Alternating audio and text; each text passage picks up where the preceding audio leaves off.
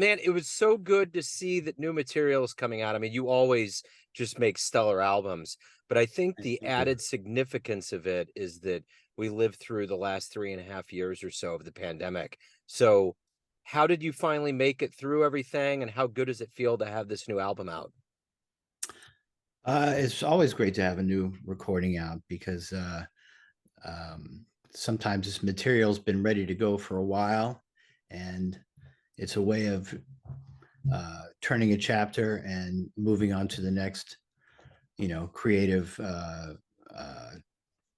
event, the next creative chapter in my development. So I released Persistence last year, about a year and a half ago, which was still kind of on the tail end of the pandemic. But prior to that, it had been some time before I recorded. So hopefully, this is a new series of productivity. Yeah. Well, once you get to this point where you're talking about it, you've already moved on to the next thing. Isn't that usually the Sometimes, case? Yeah. Yeah. So, um, so I'm curious with Homage, like what were the artistic forces? Who were you paying respect to? Kind of what went into this album? well, first and foremost, these were selections in my trio's repertoire that I've been playing and developing and honing uh, for years uh, on my in my performances. And a number of these tunes didn't have a chance to get recorded, to get documented yet. So this was really kind of like a catch up recording. Much of what I recorded, I had already had ready to go. Yeah. There were a few things that were relatively new, but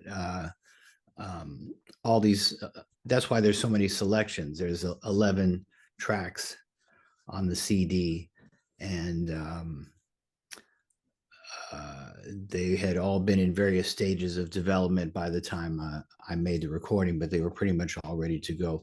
It just happened kind of by coincidence that um, a number of titles suggest a dedication to one person or another, and the title track, uh, Homage, was not really dedicated to anyone in particular, but the title of the song kind of became a theme of the album.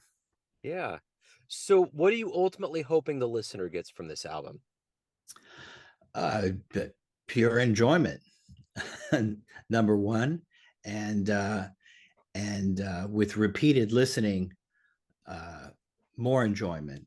For me, uh, beauty is in the details, Yeah. and there's on the surface there's I find that all the music is very accessible melodically. Nothing is extremely complicated compositionally on this recording, but nevertheless, underneath there are several layers of subtlety and complexity that, with repeated listening, uh, the listener will hopefully they will be revealed to the listener and provide added enjoyment. Just the way you, when you see a movie Yeah.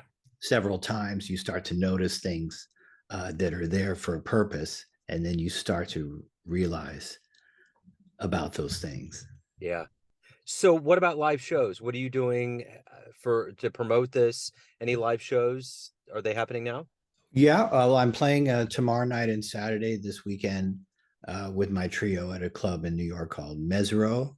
Yeah. And as a matter of fact, they live stream over YouTube as well as archive a video stream on their website, smallslive.com. So if you're at home tomorrow evening between 7:30 and 10 o'clock or so, and on Saturday evening, same time, if you go to YouTube and look for Michael Weiss Trio, you should be able to find our performance.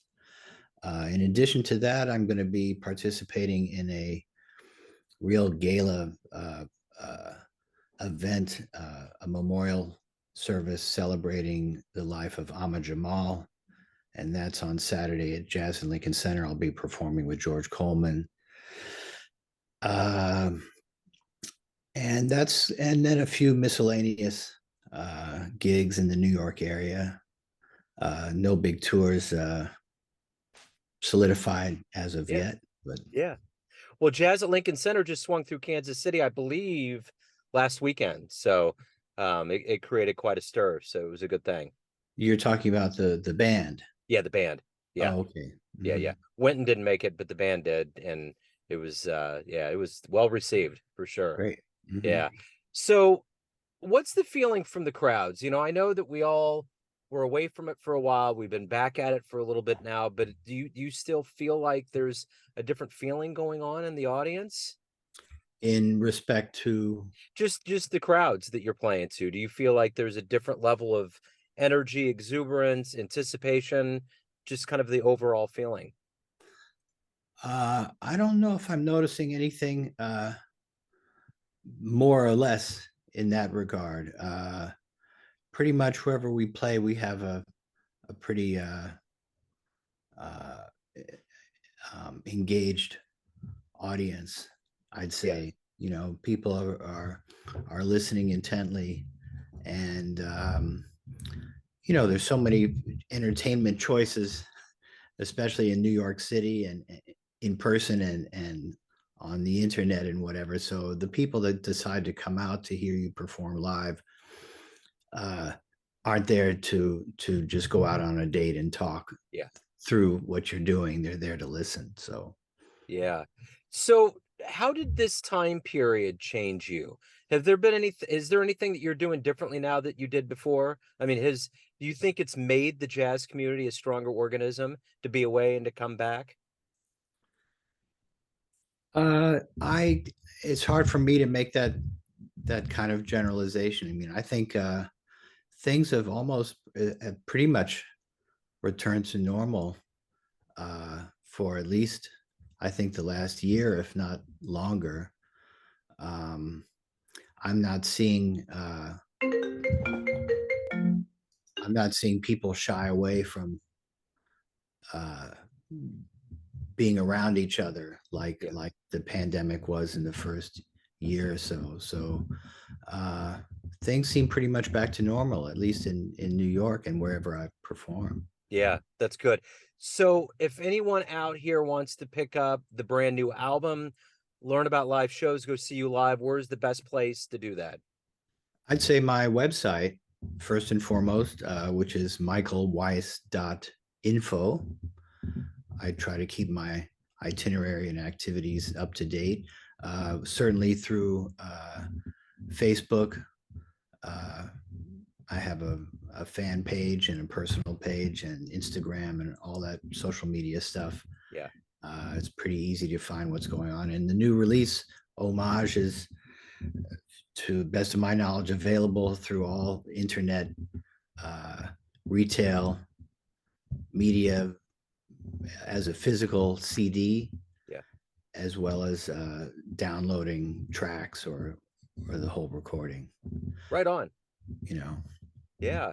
Well, Michael, thank you so much for taking a minute out today. It's great to reconnect with you. I can't wait to get this on the show. I know that I've been driving around with my son Miles, and we've been hitting this CD really hard. So it's good to pick up all the little pieces and to hone in on it. So it's a wonderful album. As usual, you just every time you put out an album, I'm scrambling to get it in the CD chambers. So it's great to see it.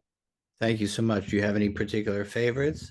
I do like the opening track. I love how it starts out, and it's just the whole thing blends well together. It's just there's a seamlessness. I just can't pick one. It just the whole thing feels good. Well, I think ever since I bought my first jazz records as a teenager, I think I had some kind of awareness of programming and structuring a set and organizing the material from the smallest component to the largest component, the entire album or CD. Yeah. Uh, and Everything comes down to good taste or one's own sense of good taste in one way or the other, and everything has a purpose and a reason. So the organization of what it is you want to express is presented in a way that keeps the listener's attention all the way through. It's the same as what a director does with a movie. You know, when you think of the number of individual cuts and scenes in one film, is probably 1,000 or something, but everything, the length of a scene, what's in the background, the lighting, the costumes, all those little details all contribute in their own way to the total. Absolutely. So I kind of like to think in the same kind of way with music. You know, I absolutely. I mean, I even know whenever I put my show together, or my engineer, he has a show called the Neon Beat. It's kind of the American songbook. There is definitely an orchestration. And when the listener gets the final product, I don't know that they're aware of how much goes in to not only all of those pieces, like you said about a movie, but just in general, how it's choreographed to fit where it fits, to lead you through this journey of that whole artistic John, you know? Yeah, I mean, it's the difference between how you hear something the first time and how you hear it the 10th time. Yeah. Sometimes I wish I could hear something the first time the same way I hear it the 10th time. Yeah. And sometimes I wish I could hear something for the 10th time the same way I hear it the first time. Well, the way technology is going, there's probably going to be an app that's going to be able to tweak our synapses to get there. Maybe so. You know? So, but Michael, thank you again. I appreciate it. Have great shows this weekend, and best of luck with everything. I appreciate it. Thank you so much. Thanks for having me. Yes, sir. Till next time.